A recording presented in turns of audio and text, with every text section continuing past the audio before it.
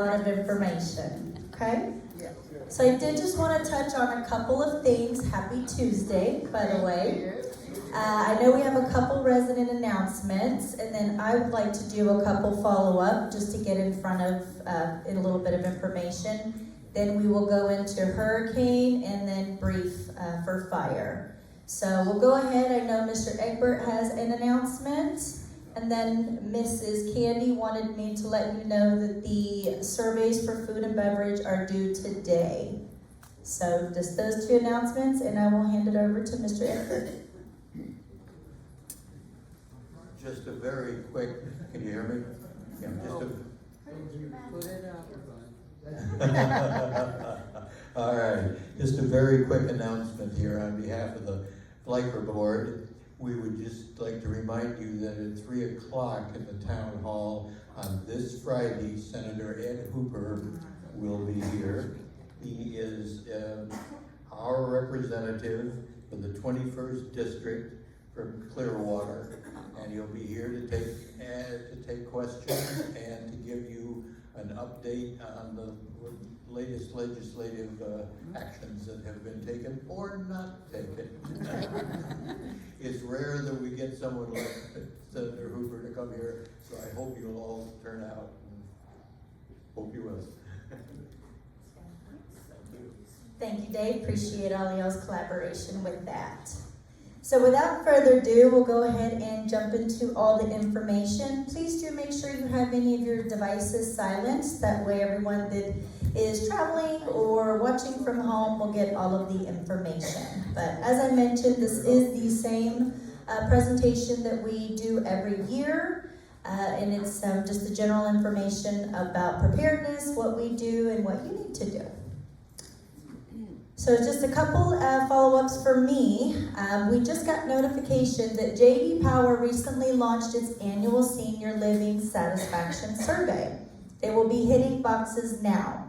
J.D. Power compiles its own list of residents and adult children, so we're not made aware of which communities will receive these or which residents will receive these. So we are sending this communication to all of you, and we would appreciate if you do get it, only that you complete it. So not every community gets it and not every resident gets it. But if you do receive it, we do encourage you to complete that. It's something that we strive for every year and that we have obtained every year through your feedback, so please do participate with that. I did just want to mention the roof, of course. The trucks pulled up yesterday. They're still getting all of their things together. Have they gotten on the roof and started pulling off shingles? Not yet. I don't control their timeline, but we will start soon. I did want to mention, I'd like to just get in front of the narrative before rumors started flowing, but Ginger will be out for a couple of weeks. She had a mini health event. She's okay, she's in good spirits, we've spoken to her, but she will be out for a couple of weeks. So if you don't hear from her or see her, that is why. So I just wanted to make sure I can make that clear. Sam is here, we're all pulling together as a team to make sure that all of the events and activities get carried out without a hitch regardless. She is helping remotely as much as possible, but I did just want to be transparent about that. And then I know it's come up quite frequently, so just getting in front of this from all of my emails and texts and visits, we are addressing the wasp on the lower levels. It is nesting season as we discussed before, but we are going to be at least addressing those lower levels, the carports, the first and the second floors. We've followed up with our pest control company. They're going to be here. They were here Monday, Wednesday, and Friday, and they will be addressing these over the next couple of weeks. And we have established a routine for those as well. We do not have the lift rented to do the upper floors yet, so more information to come on that. But I just wanted to communicate the plan for those as it keeps coming up. Okay? Thank you. So, to begin our preparedness, success depends upon, there's that NyQuil kicking in. previous preparation, and without such preparation, there is sure to be failure. Confucius. So as you know, every year, we already start the conversations. We started them a month or so ago, and all of the planning and all of the documents to make sure that we are prepared. So the purpose of the emergency manual is to establish responsibilities and to provide general guidelines for communication and support during weather-related and other emergencies, which may require evacuation or notification. It is a threefold purpose: to identify and establish representatives from each department who will provide support and guidance for communities directly affected by severe weather, to provide a system and general protocol for maintaining communication with residents, families, and associates during emergencies, and to provide a support venue for community staff to help in coordinating logistical needs for communities that will be affected by the severe weather. So just to give us a little bit of outlook of 2025, the weather company Atlantic Basin data shows us looking at about total of storms, 19, average of 14. In 2024, we had 18, 9 potential hurricanes, average of 7. Last year we had 11, and potential Cat 3s or above is at 4. The average is 3, and last year was 5. So we all know last year was pretty unprecedented. We had 3 significant storms back to back, which the entire state of Florida is still recuperating from. So Regency is, of course, no different. We are still, of course, finishing our efforts with that, but we are hoping for a better season, but I cannot predict that, and neither can a lot of these experts. But this is the data they've derived thus far. I know we have heightened sensitivity after last year, as well as those that had Harvey and Irma. You know, I'm from Texas. I was right in the middle. We were underwater during Harvey. So hurricanes are not new for me, and coming from Texas, so I think we all have a little bit of heightened awareness that they're not just, no longer just a storm or just a discussion. There's something that has significantly impacted us and we're still recuperating from. So of course, families, residents, and associates want to know if we're ready. So of course, emergency preparation, the executive directors and the team reviews our entire emergency manual. So it's a big binder about this thick. And we sit down and we do what's called analytics. We meet every week with all those directors, and it goes over critical preparedness planning. It goes over everybody's responsibility. It goes over PAR levels. It goes over wing captain designations. It goes over communications. It goes over updating resident forms, all of the intricate pieces that go into preparing before the storm gets here. So that, of course, as we mentioned, step 1, prepare and plan for that potential disaster in accordance to local, state, and federal regulations. Our communication plan, responsibility and expectations to residents, families, and our associates. And then, of course, we communicate with our corporate team as well regarding any severe weather. So we actually have, LCS has a corporate risk assessment. His name is Jed Trumpet. He's actually made a couple visits here already. And you've probably seen his name, and I've mentioned it, but he knows about every one of these storms. A lot of times he gives us heads up. So his number one job around this time of year, not only, but a big high priority, is to help us manage. So as soon as there's a named storm, we're already on calls, we're already in discussions, we're already from a corporate level and at the community having those conversations. So if you hear something, please know we've already probably had the call about it.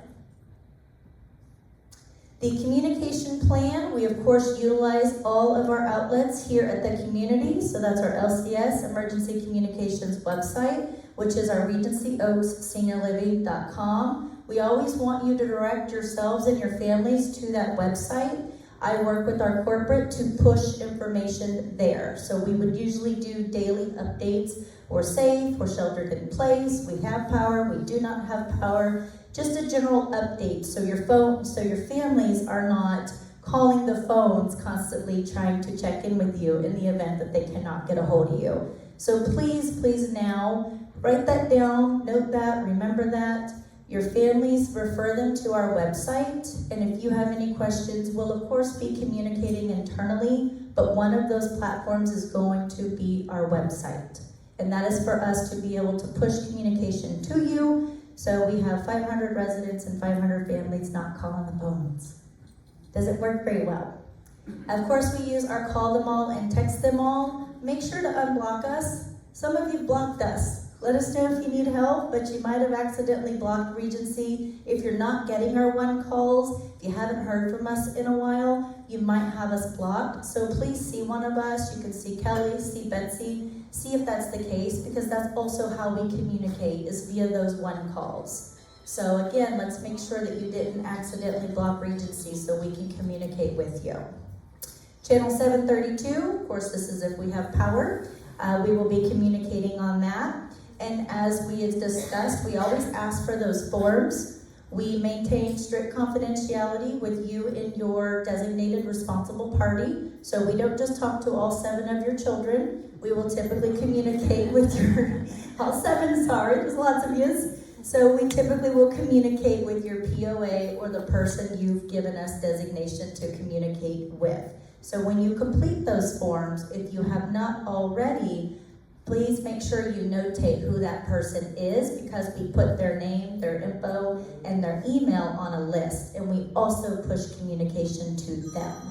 So we have a resident email list chain, and we have a resident POA or RP, which means responsible party or power of attorney, whatever you want to call it, also known as your main designated contact.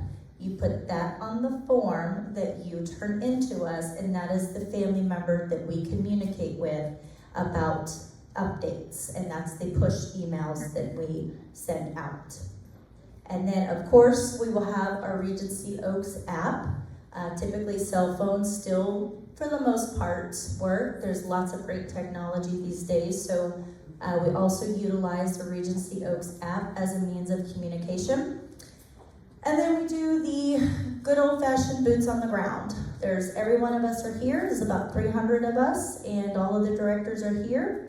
We assign floor captains, wing captains, and they are on all of your halls. So when the rubber meets the road and the storm hits us, you have a director that's on your wing. So if all else fails, your families can't get through to you, there's no power, there's no internet, we are here, we are on your halls, and we're making sure to handle everything for you and the safety of the community.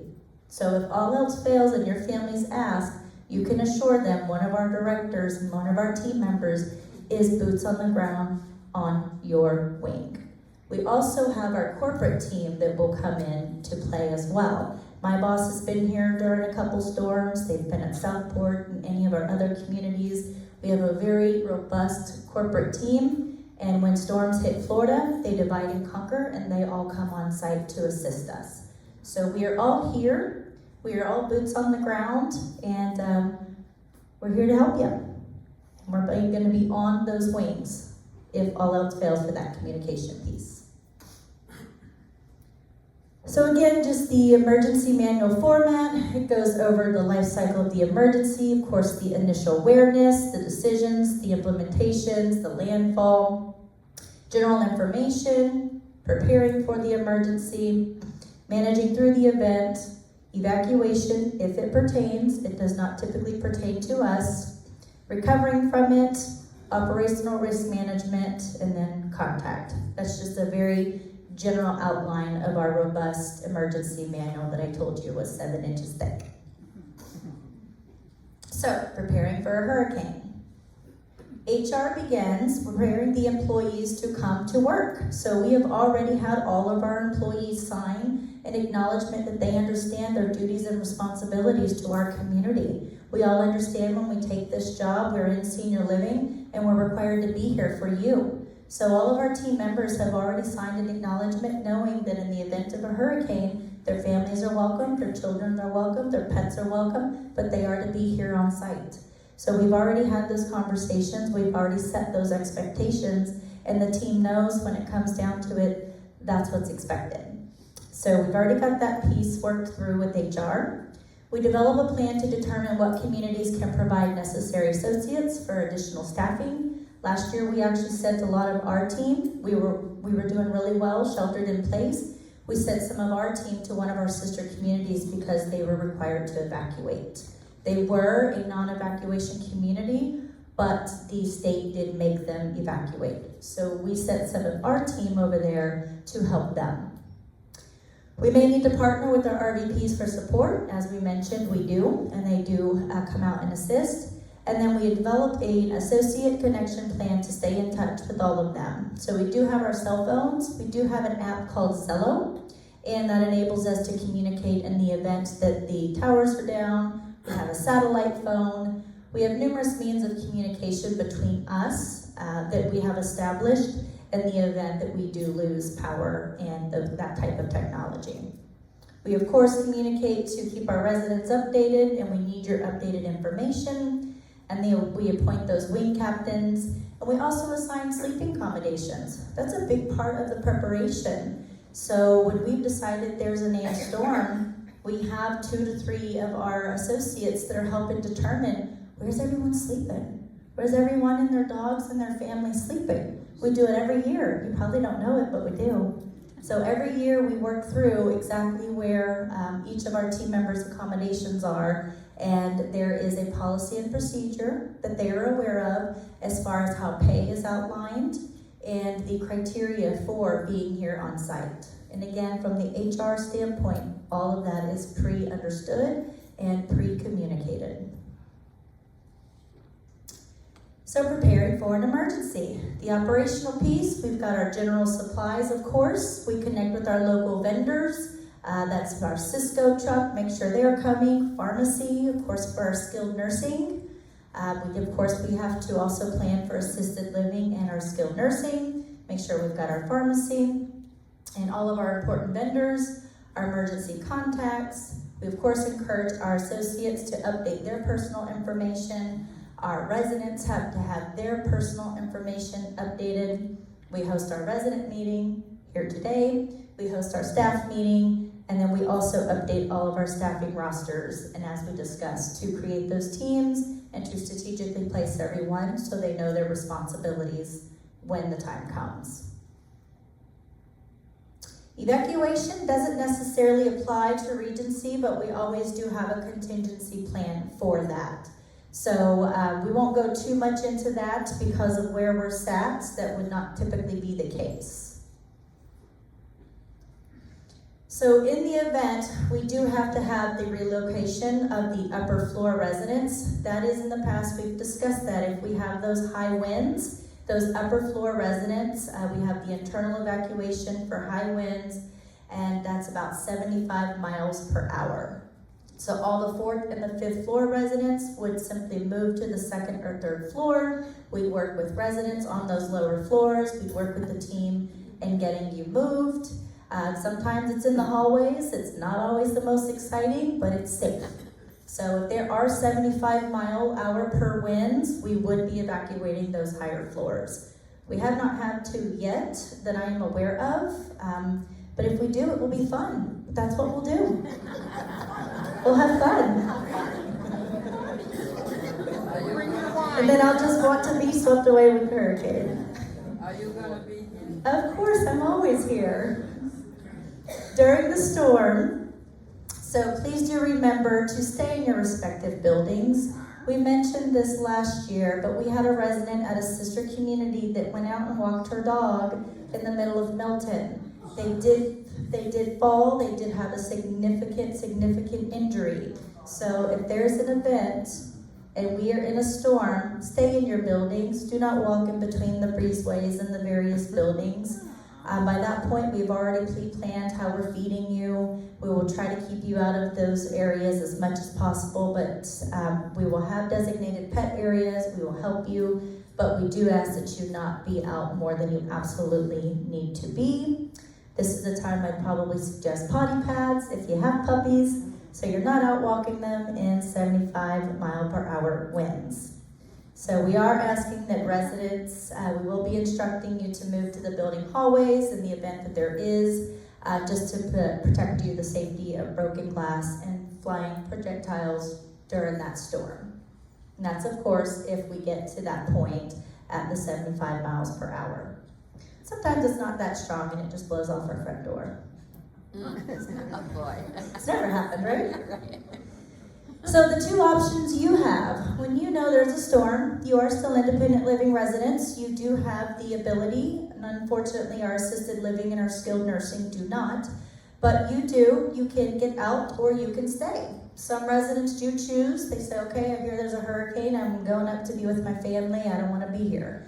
You have that right, so we of course tell you at that point to get out. Relocate out of the county or state. If you intend to travel to the center of the state, plan a route that will keep you away from the coastal area. Be prepared to implement the suggested plan no later than the hurricane watch is announced. So don't wait till the day of the hurricane to say you're going to see your daughter over there in St. Pete or Coquina Key. So we want to make sure that you get out in time so you're not stuck on the roads when all heck breaks loose. A hurricane watch will be given about 48 hours before the expected strike of the storm. Please do notify the front desk if you choose to leave. If you do stay, Regency Oaks is brick. It is a well-constructed brick and concrete facility at 85 feet above sea level and away from the coast. We are a non-evacuation zone and we have plenty of emergency supplies. So, there's that. The essential services provided by the local utility companies are likely to be interrupted. Please, when the light's out, don't call the front desk and tell us the power's out. We know, we're aware, we're working on it. We're not, but we're working on other things. We know it's a storm. Power is more than likely out all over in multiple locations of the grid, not just conducive to Regency, probably the entire area. So please expect, you might be uncomfortable. If the power is out for a significant amount of time, there might not be AC, there might not be your computers, there might not be TVs. It's not going to be the most exciting time, but again, we will be what? Safe. Safe. Thank you. So we just want to always mention that because a lot of times we are getting updates from the power company or we're trying, they're calling and then of course we inundate the phones and that just makes it really tough for the team to focus on all of the things we need to be doing on the halls and in the community to address your needs. What is on the emergency power here at Regency Oaks? So we have the emergency lighting is in the hallways, the lobbies, the stairwells, and dining rooms. We also will have limited lighting around the building exterior. The elevators, we have the elevators that are on the generator. We have generators in each building. Lucky us, my last building did not. We have generators in both buildings. We have tested their loads, we have completely refilled them, and we always fuel and top them off when we're expecting a storm. So one elevator is connected to the generator in the event that the power goes out. The fire alarm panel, the business phones, emergency call system, phone service kitchen equipment, limited power at both front desks, and then of course, we always triage various arrangements. We've got portables, chargers, we have portable ACs, we can create cooling areas in the event that the power is out for too long and it's getting too hot. So there's lots of things we can do to where we keep you safe in the event that the power is out for, say, a day or two or more at a time. I think historically, from my experience here thus far, the power's been out maybe 8 to 12 hours most. But there will be times it could potentially be longer. As we know, the state of Florida had significant power outages last year. We, again, were not as affected as many, but these are, of course, worst case scenario that we plan for. What is not on emergency power at Regency Oaks? We do tell you that the apartments and the main phones are not on the emergency power system. So we do suggest that you have flashlights and battery-operated lanterns with extra batteries. We also suggest battery-powered or rechargeable fans. Do not use candles. We'll put that there, but just want to make sure Flashlights, battery, will go into a list. I know every year we get all of those items purchased for you. We are going to be starting that process directly after this presentation. But those are going to be some of the items that you need. So if you would like, we can most certainly get those for you. So please see our plant department. So ways to disaster-proof your life: prepare a grab-and-go case. So this includes your medications, any medical devices, your hearing aids, your glasses, your dentures, your phones, tablets, chargers, change of clothes, and toiletries. We do suggest you organize any important legal or financial paperwork. Obviously, kind of take a little bit of inventory, make sure you have your documents in a safe place, your birth certificate, social security, list of prescriptions, copy of driver's license, and emergency cash. This again is of course in absolute worst case scenario, but it's better to be safe than sorry. But in regards to those specific items, we do suggest you have them handy. There are times where if you have to evacuate, you already have your grab bag, you're ready to go. If you're on the 5th floor especially, make sure you have all of that already packed up. So when Betsy comes up to your door, she's not helping you find your other hearing aid. So that's never happened. So these are all things that Betsy could be helping someone, if you have that, go ahead and take care of. Excuse me. Please create a contact list. So obviously if a disaster occurs, one moment please. You'll want to contact your friends or relatives to let them know that you're safe. So again, we've asked for their names or addresses and phone number. You can also include your trusted advisors, maybe your physicians, attorneys, financial advisors, bankers. All of them are trained to help you, and they'll of course know exactly what you need and how to assist. This of course again is in worst case scenario, but it is not a bad practice.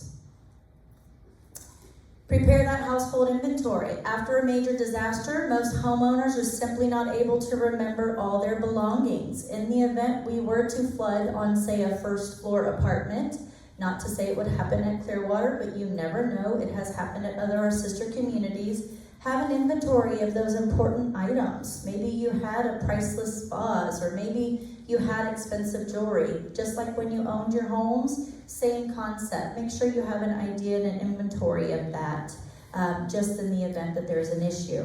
This also goes for water damage. I know we all think that Regency is responsible, and you can kick me out of the building for saying this, but according to your contracts, we're not. We do help, we do work, we do manage everything of the building, but if there is water intrusion, if there is a fire, that is why you have that renter's insurance, and that is what it is used for. So of course there's been numerous times that we've assisted, but in the event that there is significant hurricane damage, water or fire, that is what insurance is for, and that is why you take an inventory of these type of items. So just kind of a little timeline, planning for hurricane, we check our emergency equipment, we check for all, we have numerous closets in various areas throughout the community that we have documented in our book where all of our supplies are. So we check for those first aid kits, those flashlights, batteries, radios. Of course, plant ops will be helping order those items for you, and we'll get those distributed in the event you choose for us to order them. We do, of course, at that time, ask that you remove electronics from your vinyl lanais. If you have a computer out there, which you shouldn't, but if you do have any electronics out there, when a storm is coming, we need you to let us know so we can help you with that. We can't help you when we're smack in the middle of emergency disaster, dealing with an emergency, and you need us to come to your lanai to remove your things. So these are communications that we really need your help with way in advance when a storm is named, so we can focus on the other things we need to do, which is saying we have to evacuate you to lower floors. So again, we ask that that is the case, you let us know in advance so we can help you with that. Stock up on supplies to take care of special medical or dietary needs, including incontinence items. Keep a minimum of a 2-week supply of medications, and then have your battery or solar powered light sources, lanterns, flashlights, headlamps, etc. And then we always recommend charging all USB powered items in advance. Everything you got that can get some juice, charge it, because you might need it in the event we don't have power for, say, 8 hours. So hopefully the cell phone batteries are getting better, but we know some of them have short lifespans. So make sure if you have extra USBs, you can get those charged, or you have extra chargers that you can charge. And we can help you with those too if you need that. So when the power fails, we'll turn off or disconnect all motor-driven appliances, electronics, and fixtures to avoid damage from sudden surges when the power is restored. Mostly for you, that's some of the TVs. If they're not in a surge protector, it can happen. We do, of course, recommend you using your battery-operated or USB lights. Fill clean containers and bathtubs with water. We have more than ample water on site, but we always just use that as a best practice. And then just again, of course, another reminder, Regency has no governance over Duke. Please refrain from calling the front desk or maintenance about power outage. You laugh because it happens every single time. I don't know why I'm wasting my breath. But we do just want to let you know we're talking to them, we're working with them, but we cannot control how long the power is out or when it comes back on. When the power fails, continue to keep spoilage and thawing to a minimum. Open the refrigerator or freezer as seldom as possible. Stock your freezer with pre-frozen water-filled plastic bottles or reusable ice packs. This, of course, can help to keep things cool, the more you freeze, and then, of course, keeping those closed in the event that there is 8 to 12 hours or more than a day that it is there is no power to the apartments. Use food that has defrosted within 1 or 2 days. If in doubt, throw it out. After we've been without power, you don't want to eat that salmon that's been in there. So if in doubt, throw that out. So again, we take kind of inventory of special needs. We have residents that have oxygen, that are in various health statuses. So we always encourage you to have your portable oxygen tanks and extra batteries for those units. We will be relocating any oxygen-dependent resident to the health center. If you're 100% oxygen-dependent, you have the option, and we usually highly plan for you to go to the health center if you do not have those portable oxygen tanks. That is for your protection, because the health center is a mini hospital and has all of the emergency plugs and clinical staff and concentrators and appropriate oxygen items that you need in that setting. So a lot of residents don't love that, but that is the safest place for you to be. It's going to be really hard if you're on the 5th floor and you've ran out of oxygen and the EMS can't get to you and the firefighters can't get to you. We don't just have oxygen sitting around in IL. So the plan is for you to go to skilled nursing. And we will be planning that when the storm is named as well. So those residents typically know who they are. They're conversations we've had in the past. If you have portable, you can most certainly remain in your home. But if you are completely oxygen dependent, then we would be having discussions about healthcare. We do recommend that you contact your oxygen supplier for those supplies now and as soon as possible. It can never hurt to be too early, just because when a storm hits, obviously everyone's trying to do the same thing. So again, if oxygen is pertinent to you, we always suggest that you contact for extra supplies. During extended blackouts, have a plan to locate to a location with a family or friend that has electricity to be more comfortable or safer. That again is your choice. Me personally, I love that this is my job because I've always felt there's nowhere safer than to be at these communities. So my family and I are usually here, but if you do wish to depart, then that is of course your choice. We do just recommend that you do that sooner than later. As we mentioned, have your needed items ready, your medications, your hearing aids, glasses, dentures, chargers, and phones. And then always the reminder, the generators operate one level. You may need to move to lower levels if you cannot get upstairs. So again, a lot of this will not be fun, it will not be comfortable, it will not be convenient, but you will be safe and we will take care of you and we will all get through it together. So as far as those residents, we typically have identified who you are, but if there's any extenuating circumstance that you need and that you're not able to get in and out, up and down, whatever the case may be, please see Kelly so we can have a pre-plan for you. That way we know to account for the extra special attention that you need at that time. There's so much going on, there's so much that the team is doing. We want to make sure that we're in front of that. So if there's extenuating circumstances, please see Kelly so we can already get that in place. And she's at extension 501 and her office is right down this hall. So before returning, as we mentioned, if you do of course choose to depart, check the hurricane hotline and our website to determine if it's safe to return. We might be just fine, but they might be surrounded by water. So we don't want you trying to get through water to get to us. So shouldn't be the case, but you never know. So please do check, and we'll be of course communicating before you return. Do not return to campus until we have told you it is safe. Of course, have a form of identification in the event that you do get pulled over or there's a roadblock. We do suggest you having that. I would think it goes without saying, but just a reminder. Make sure you have your driver's license in the event that you do end up on the side of the road. We don't want that to be the case, but unfortunately when you choose to drive, that sometimes can't be the case, and there are sometimes roadblocks. So when a hurricane watch, which is 48 hours, is issued, we again plan to leave as soon as possible. Contact your families to let them know to initiate your plan. Regency will initiate our hurricane communication plan. Regular resident services may be interrupted. So if there's a hurricane, no housekeeping is not coming to clean your house. Transportation's not working that day. So you laugh, but they're calls we get. Again, we will not cancel services until it's absolutely necessary. But in the event, I know it's fun. In the event, we will be canceling regular, routine, scheduled services. Residents are requested, as we asked, of course, to sign out at the front desk so we can account for you. And then, of course, we always want to make sure, because this did come up at a sister community, mandates from the mayor's office and the city will supersede any plan designated by Regency Oaks. So we did have that at a sister community.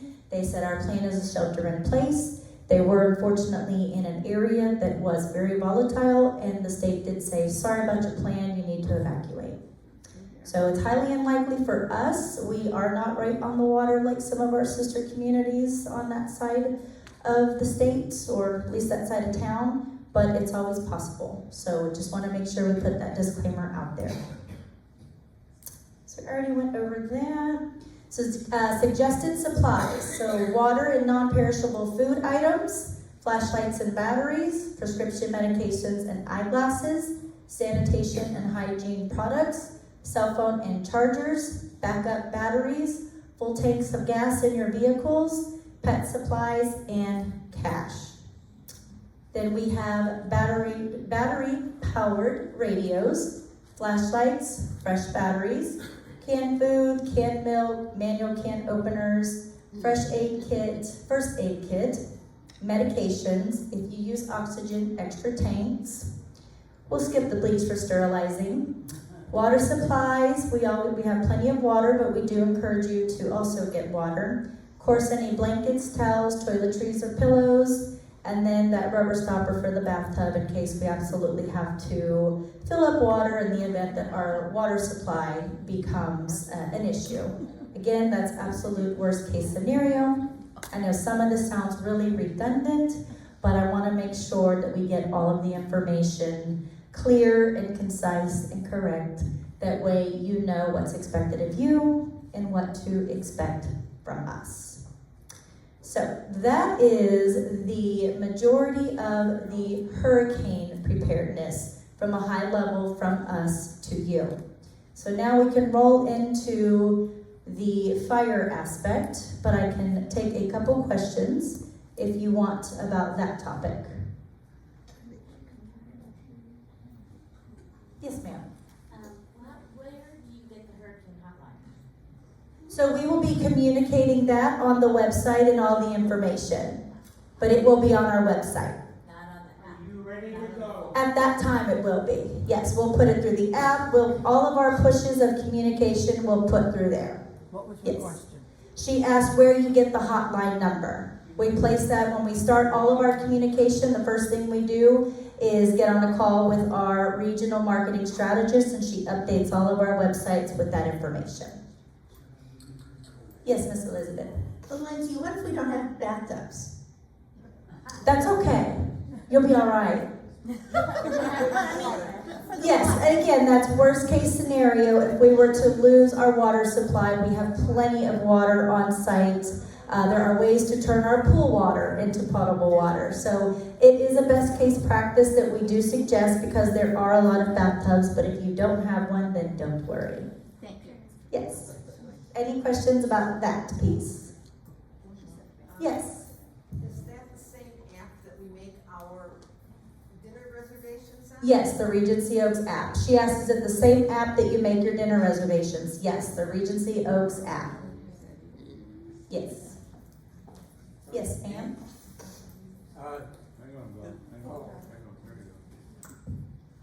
In the past, you made available to us large plastic water containers that people could put in their shower and pre-fill with water. Is that going to be available to us this year? So yes, those are some of the supplies that we're going to be offering immediately following this. So we'll go over all of the supplies. We should have had pictures. I didn't include them. I apologize. But yes, those are some of the supplies that we can obtain for you. Yeah, we're gonna be ladders, radios, and Wow. flashlights. Water bladders is what you're referring to. Yep. Yes. I seem to remember from last year that, and I want to be sure this is true, that because we're a senior living community, we are actually the next ones after the hospital. That's correct. So we may not be as long without power. Hopefully and typically. Okay.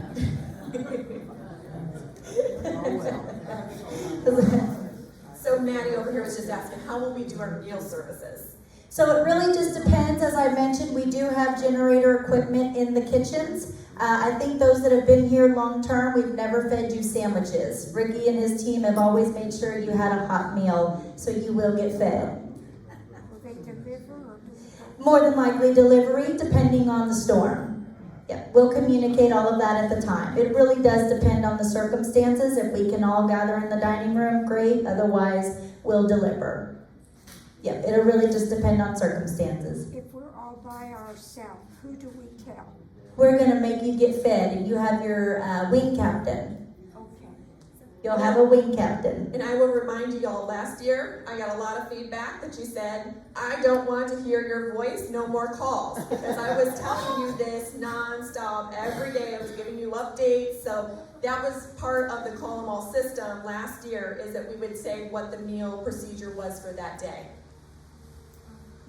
Don't you worry, Maddie. I'm gonna deliver your food myself. You seem real worried. No faith in us. It's going to cost you, Maddie. It's gonna cost you, Rosa. Any questions about that? Sufficiently covered? All right. Well, we'll roll into a brief fire. So if I could tell you anything, if there's a fire, stay put. Stay inside your apartments. You're behind a 2-hour fire-rated doors, and all of the corridors have a 2-hour fire-rated door that drops. That's what those magnets are. That's why they're really heavy, and we can't do anything about it. So in the event that there's a fire, stay put. That's really what all of this is going to say. So we'll go over the prevention, protection, planning, and practice. So of course, prevention. It's being a little fancy on me. Prevention starts with awareness. Only you can help prevent forest fires. So, sorry, I couldn't help myself. Equipment, we want you to, of course, we do not allow these space heaters. We shouldn't have those. We will, of course, recommend cleaning lint filters frequently and hot stoves, flameless fires. We have a lot of incidents here at communities in general where you have stored your supplies or equipment or whatever inside your ovens, or accidentally left things on your stove and accidentally turned them on.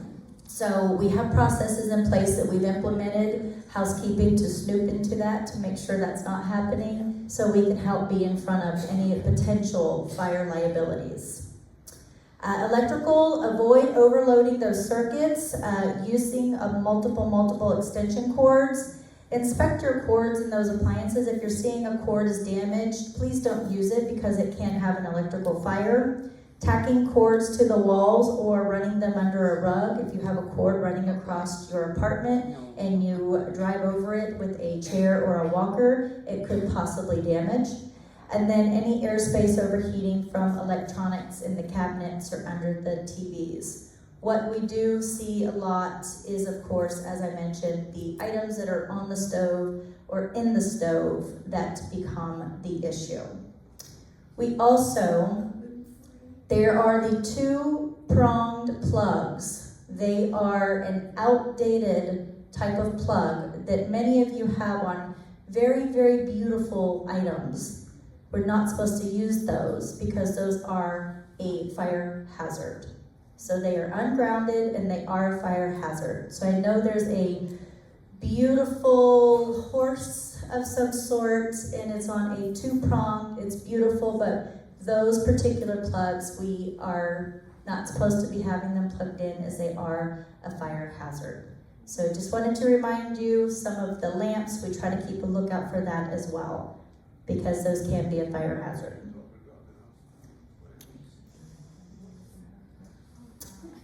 So flammable liquids and hazardous materials, limit chemical storage, never mix your chemicals, store them properly, allow for ventilation, and any of those oily rags can have potential fire hazards. Cooking, never leave cooking unattended, turn pot handles inwards, cuff your sleeves, microwave storage, and then no outdoor grills allowed on your patios or the knives. You would think this is, general, but we have to cover it. So candles are prohibited, and then just consider any of those items like wax warmers, hot hair rollers, kitchen appliances. Please make sure those are supervised when you're using them. Our fire extinguishers, we have ABC fire extinguishers for all types of fires. Use only on small, contains fire if you can control it. And then of course, if you notice, we did install fire extinguisher signage. There are fire extinguishers on all the levels and all the wings, and there's signage installed to show you where they are. And then of course, just as an information, there is the Type K extinguisher that is specifically for grease fires. Again, this is just a lot of information for you. What you really need to know is if there's a fire, we probably already know about it, stay put. You are living in a very fire-resistant building. It is a concrete block structure. There are firewalls between each apartment. There is a 2-hour fire-rated door in the hallways. They are fully sprinklered except for lanais. There are smoke and heat detectors in each apartment. They are inspected annually and certified.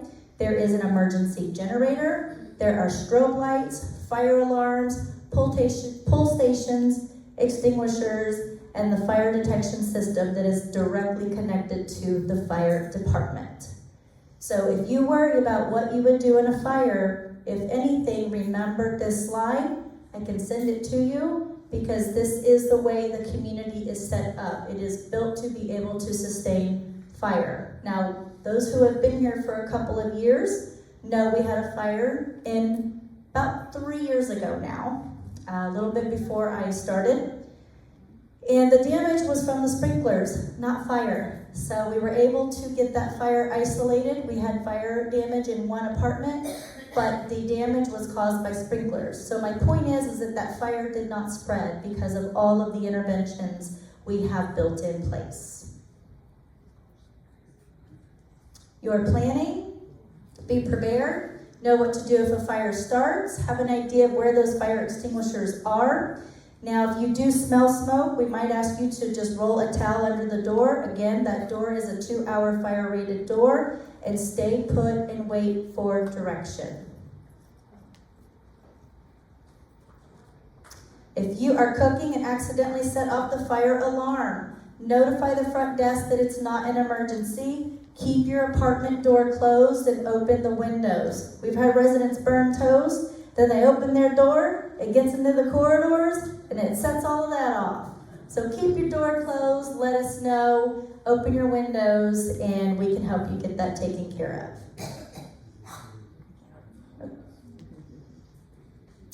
So just a little bit of information as if you didn't know this. It is 5 times more likely to result in death due to senior population in high rises. It will typically start in a living room or bedroom, and typically between midnight and 6 a.m. The main causes are electrical, arson, leaving items in or on stoves, matches, lighters, and open flames. What to do first? Closing off the area is the single most effective method for limiting the spread of fire and smoke. In case of structural fire, we rescue, alarm, contain the fire, and extinguish. So that is something that the team knows. It's something we're educated on. When I was a nursing home administrator, it was on the back of all of our little badges, was RACE. Rescue, alarm, contain, and extinguish. That is something the team knows. That is something they're trained on and educated on. Residents that are at risk, obviously we have slow reaction times and physical limitations. We have poor eyesight and hearing, potential confusion or reluctance to leave, and of course difficulty moving. So again, with all of that, we always say stay in your apartment until you are told to evacuate so it can be performed in a safe and orderly manner. Move to a designated location. This is usually part of the building that the fire department has determined to be low risk. Do not run outside. So if there is a multi-floor evacuation, if there's a fire, heat and toxic gases rise. So when evacuating multi-floor communities, the first is going to be the floor that the fire is on. The second will be the floors that are above the fire. Who evacuates first? Those that are in immediate danger, residents who can walk, residents in wheelchairs, and residents who are bedbound. And of course, we will assist and have all of us there on the halls. Just so you know, when there is a fire, it goes to the front panels, that big, beautiful thing you see when you walk in our lobbies, and you just think it's an eyesore, because I do. That's our fire panel. When that fire alarm goes off, Darwin and I go straight to that wall, and it says 5th floor M wing. And we know exactly where to go. And we head to we grab a fire extinguisher, and we head to 5th floor M wing to see what is going on. 9 times out of 10, it's burnt toast. But in the event that it's something more, we immediately enact the process from there. So at any given time, every time the fire alarm goes off, you've got multiple of our team members who know to hit that panel. It tells us exactly where it is, and we go directly to that. So we already know where it's coming from. We don't have to run around to all levels and all wings. That fire panel tells us exactly where it's going, and it helps us communicate. So that's exactly why we ask again that you try to refrain from calling that front phone. Because that's exactly what we're doing, is we're ascertaining where it is, we're looking at the panel, I look at Denise, I say it's 5th floor 4 wing, we head up there to see what's going on, and we enact fire from there in the event that it's necessary. After a fire, once you are out of the building, please check in at the desk. Do not re-enter for any reason until we tell you, and wait for the fire department to give us the clear signal. So just so you do know, we won't go into all of this exciting stuff, but that big 7-inch, 10-inch thick book I told you about, it has a plan for all contingencies. Chemical spills, gas leaks, explosion, fire, active shooter, weather, bomb threats. We have a plan for all of that. We don't sit here and bore you with all that information, because again, it's 8 inches thick, but we have a plan and it's all written out, and the team is educated and knows how to handle each event that arises. So as we mentioned, we do want to recommend as a reminder, you stay off the elevators. We of course know the medical conditions and those who need assistance. Drop, tuck, and roll, panic kills, and evacuate to the designated areas and stay put inside your apartments. Just as a friendly reminder, those who were here, this was June 7th, 2022, the fire that occurred over here in the north building that we're still remediating from. So these are just a couple photos, just as a reminder to kind of take a look at these things. And just so you know, on the event of this occurring, we did implement as a company and as a community multiple interventions and processes to check for these things. This was actually a recent move out that had a TV plugged in, and they had that bed that was wedged against the wall, and it pinched that wire. It caused a spark, and it caused a fire inside that apartment. There was no casualties, and there was no additional fire damage beyond that area. The main damage was the restoration from the sprinklers and the water. So it's kind of one of those things that we don't forget, and that we make sure we have all processes in place. So with that, any additional questions?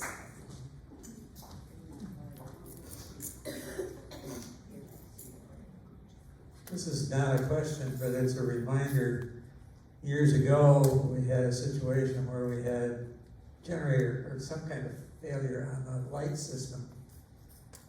And what happened was people were blocking the doors to the stairwells open because there was light in the stairwells. But we can't do that. People have to be aware that stairwells turn into chimneys. And you cannot block the doors open on stairwells. Absolutely. Thank you. Any other questions?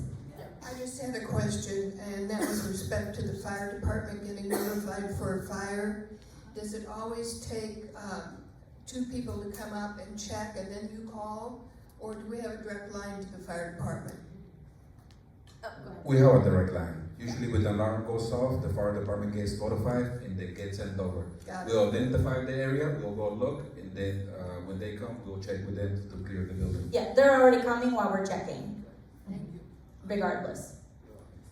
We're supposed to stay off elevators. But Correct. if we're in a wheelchair or a scooter, how do we proceed? You don't, you remain put until we come get you. When you come get us, what are you gonna do with us? Well, we just went through all of it. We actually, so in the event that you are, of course, wheelchair bound, we actually do have what's called evacuee chairs that we can get you down the stairs. But again, 9 times out of time in the fire, because of all of the interventions the building already has built in place, you would stay put, you're safer in your apartment than that corridor. But if we had to get you out, we have evacuee chairs. Any other questions?